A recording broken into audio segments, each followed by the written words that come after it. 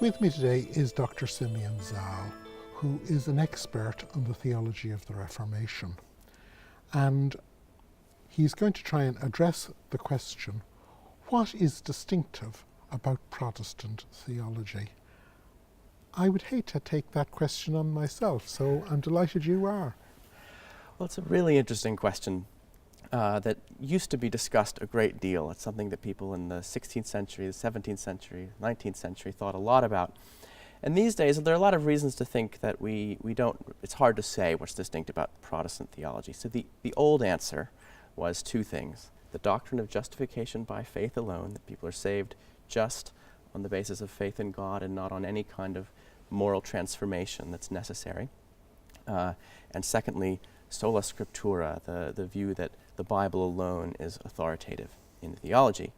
Now, and that does capture the main classical denominations, the Reformed, the Lutherans especially. However, there were exceptions almost as soon as those principles were formulated. So you have the radical reformers already in Luther's period saying, well, experience helps us understand the Bible in a way that makes it a little bit different. Or you have Quakers saying that the Spirit precedes the Bible, is more important than it. And these days you have Pentecostals who have a very high view of the Bible, but it's not quite as strict or straightforward as it was for the Reformers. And then on justification by faith, you have huge swaths of Christians, starting especially with the Pietist and Methodist movements, who, although they liked a lot of the terminology around justification by faith, they actually thought that the human will played a vital role, which is exactly what the principle of justification was designed to combat. So you have a whole lot of different people that with a lot of different positions, but they're all called Protestant. So does that just mean that they're not Catholic and that they're historically go back to people who protested against the medieval Catholic Church? That's one answer, but it doesn't really tell us very much.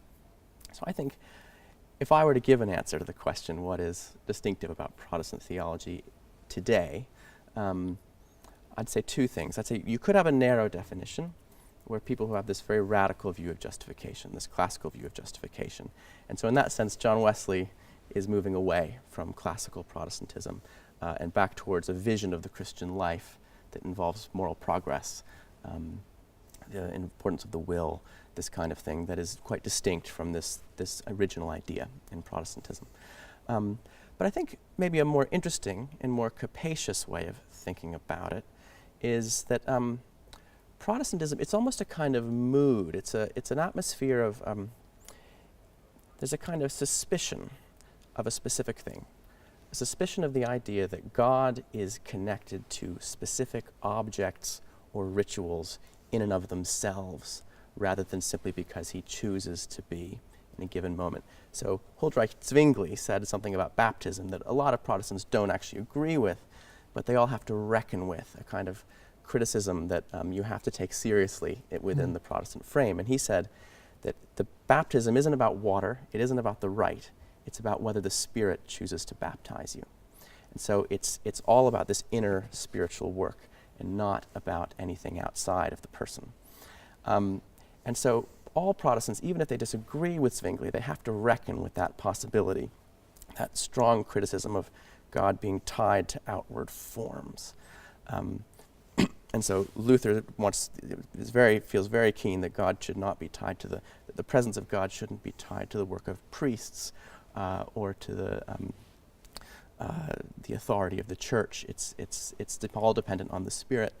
And this helps explain why Protestants debate so much about the nature of the Bible and also the nature of the sacraments, because these are two places where the instinct is to want to say somehow God is especially present through these instruments.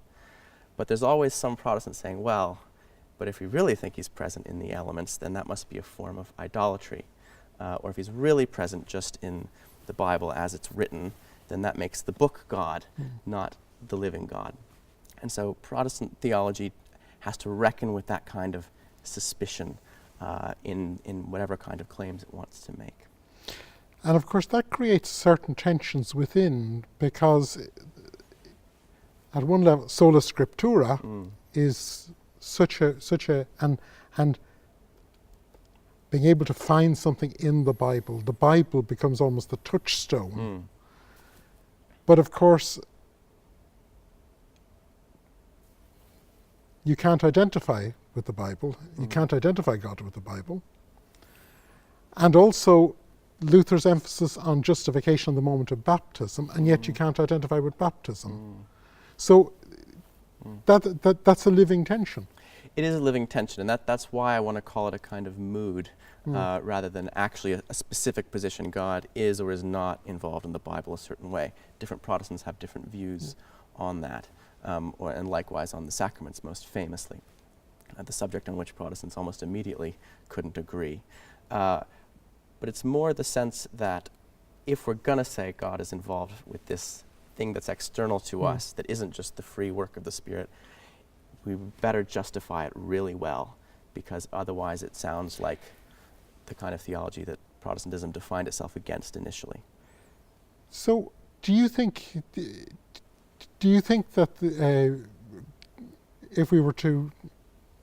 if these are the distinctive elements of a Protestant theology, do you think there is a rapprochement possible with Catholics or with the Orthodox? Well, let's say with Catholics, because historically so much of our language and discussion in the West forms a single unity.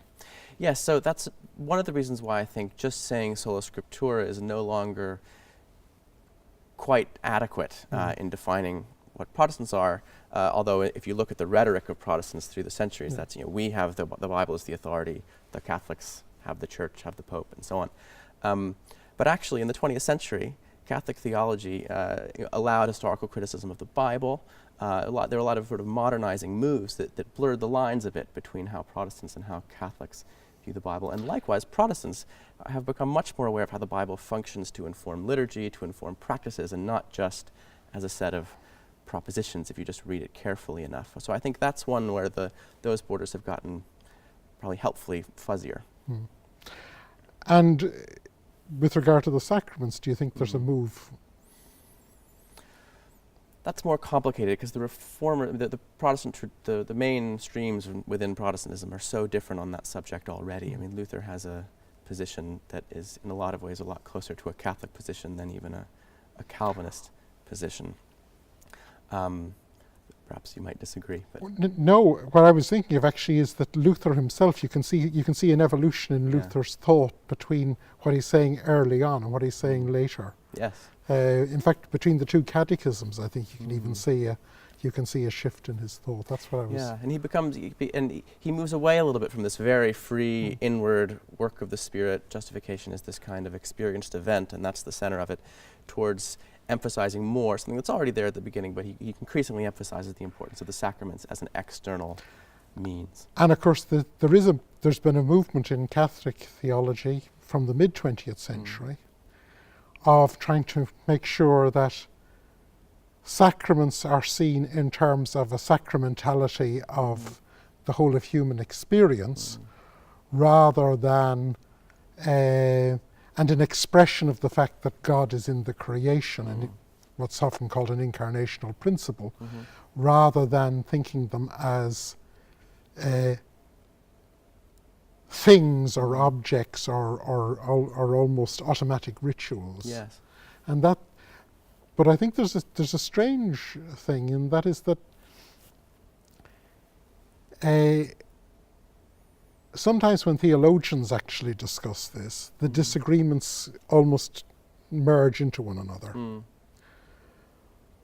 But somehow or other, that there's the whole sense of identity and the histories, the different histories, my people are or your people are, and the whole danger of othering. Oh, well, if you say that, I must say something different. Right. I sometimes wonder, is the growth in Christian dialogue more learning how to discuss differences rather than trying to solve theological problems?